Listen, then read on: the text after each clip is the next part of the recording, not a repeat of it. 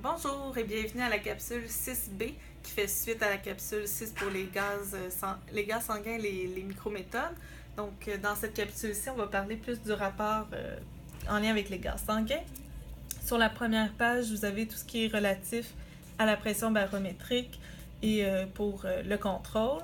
Vous devez retranscrire les valeurs obtenues pour le contrôle ainsi que le nom des tests, les valeurs cibles et l'interprétation.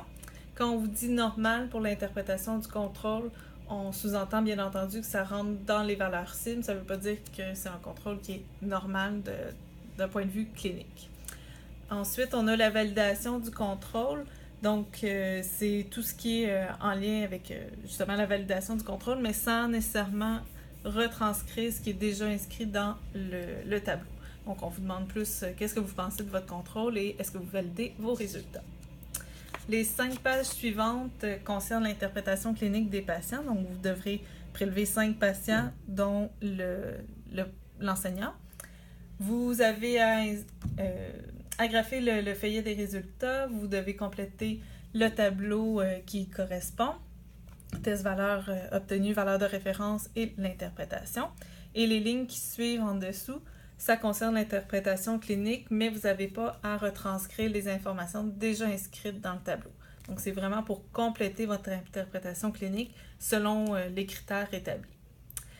Donc, vous avez 5 pages pour une page par patient.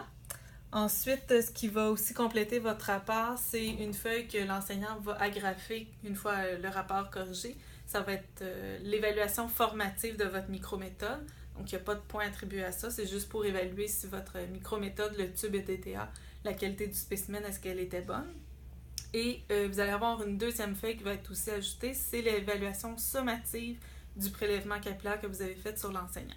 Donc, un peu comme en examen, on a certains critères pour la qualité du prélèvement, la qualité de l'approche patient, etc.